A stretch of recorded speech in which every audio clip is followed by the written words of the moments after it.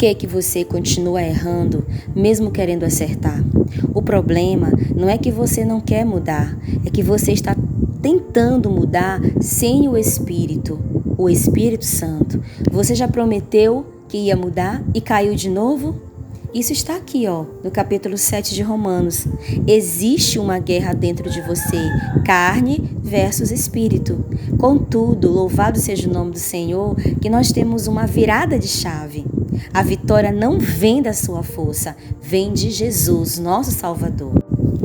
Não sabeis vós, irmãos, pois eu falo aos que conhecem a lei, que a lei tem domínio sobre o homem enquanto ele vive? Porque a mulher que tem marido está ligada pela lei ao marido enquanto ele viver. Mas se o marido morrer, ela está livre da lei do marido. Então, assim, enquanto seu marido viver, se ela se casar com outro homem, será chamada adúltera. Mas se seu marido morrer, ela está livre da lei, e assim não será adúltera, mesmo que ela venha se casar com outro homem.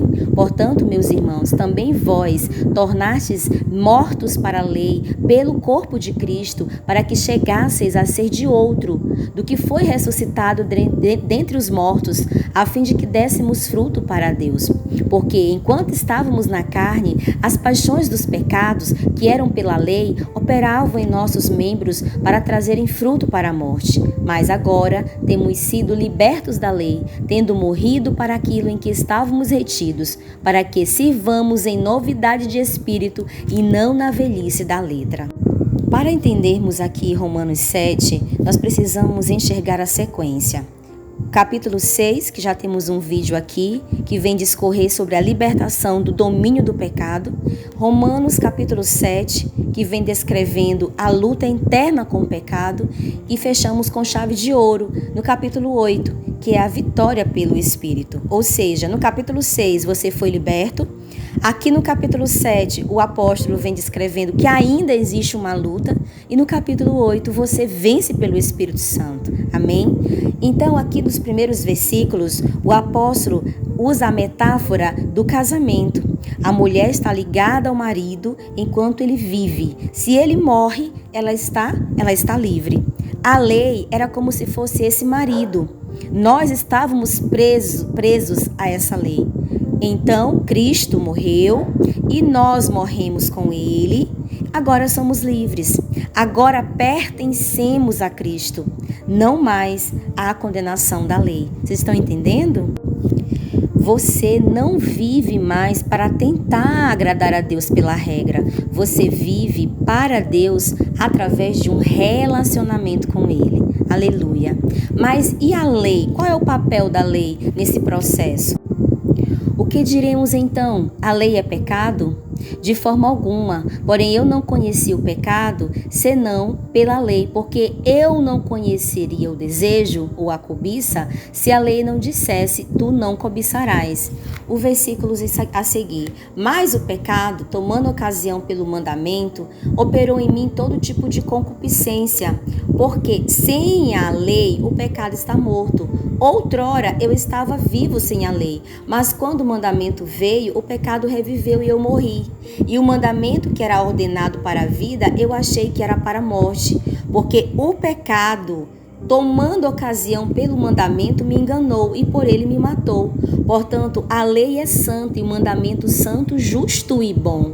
Então, o que me é bom tornou-se em morte? De forma alguma, mas o pecado, para que se mostrasse pecado, operou a morte em mim pelo que é bom, a fim de que pelo mandamento o pecado se tornasse excessivamente pecaminoso.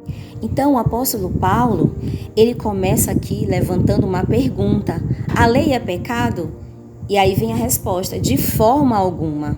O que a lei faz então? Ela revela o pecado, expõe o coração, mostra o que está errado. Exemplo, não cobiçarás. A lei só revela que existe cobiça dentro de mim, dentro de você. A lei, ela não transforma ninguém, ela apenas revela o problema.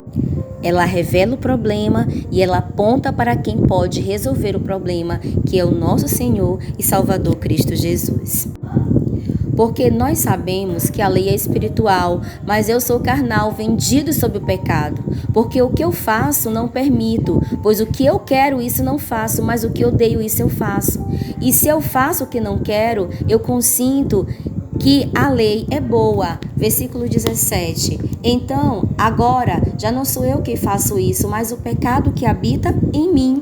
Porque eu sei que em mim, isto é, na minha carne, não habitam coisas boas, pois o querer está presente em mim, mas o executar do bem eu não encontro. Porque o bem que eu quero fazer não faço, mas o mal que não quero fazer, esse eu faço. Ora, se eu faço o que eu não quero, já não sou eu quem o faz, mas o pecado que habita em mim. Eu acho, então, essa lei, que quando quero fazer o bem, o mal está presente comigo, pois eu tenho prazer na lei de Deus, segundo o homem interior. Mas eu vejo outra lei nos meus membros, guerreando contra a lei da minha mente e me trazendo cativo debaixo da lei do pecado que está nos meus ombros. Ó miserável homem que eu sou, quem me livrará do corpo desta morte?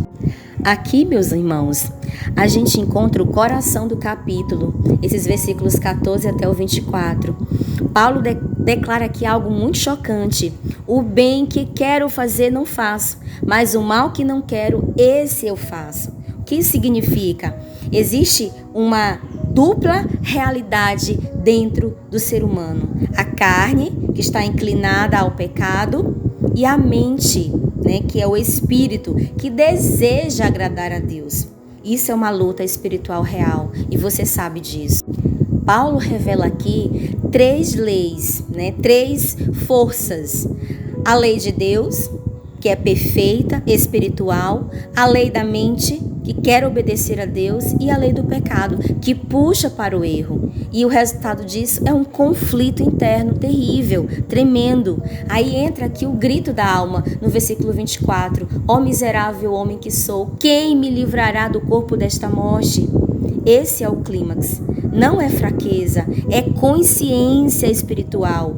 Quem não sente essa luta está morto espiritualmente. Quem sente essa luta está despertando. Graças a Deus que temos o versículo 25. Eu agradeço a Deus por meio de Jesus Cristo. Por meio de Jesus Cristo, nosso Senhor. Assim, pois, com a mente eu mesmo sirvo a lei de Deus, mas com a carne a lei do pecado. Graças a Deus por Jesus Cristo. A solução aqui que o apóstolo aponta não é esforço. A solução é Cristo, é Jesus. A luta, queridos, não significa a derrota. Se você luta contra o pecado, isso já é sinal de vida espiritual. O problema não é a lei. Aqui ele mostrou que a lei é santa, justa e boa, versículo 12. O problema é a natureza humana caída. Força de vontade não é suficiente. Romanos 7 prova isso claramente. Entendem? Você e eu nós precisamos do Espírito Santo. Lá de Romanos 8, que nós vamos discorrer logo em seguida. Sem o Espírito, você vive em Romanos 7. Com o Espírito, você vive em Romanos 8. E o que você vai decidir? Você quer ser o homem de Romanos 7 ou o homem de Romanos 8? Eu já decidi, eu já fiz a minha escolha. Vamos orar? Senhor, nosso Deus e nosso Pai, hoje nós nos colocamos diante de Ti, reconhecemos a nossa fragilidade, assim como está escrito aqui em Romanos capítulo 7. Muitas vezes, meu Pai, nós queremos fazer o bem, mas nós encontramos em nós uma luta constante. Ó Senhor, o nosso coração, ele se inclina, a nossa carne, ela falha, e nós percebemos o quanto nós dependemos de Ti. Mas, Pai, nós não queremos viver escravos dessa guerra interior. Senhor, nós clamamos nesse momento, nos liberta, Pai. Arranca de nós tudo aquilo que não Te agrada. Remova tudo aquilo que ofende a Tua vontade. Renova, Senhor, a nossa mente. Fortaleça nosso espírito. Alinha a nossa vontade à Tua.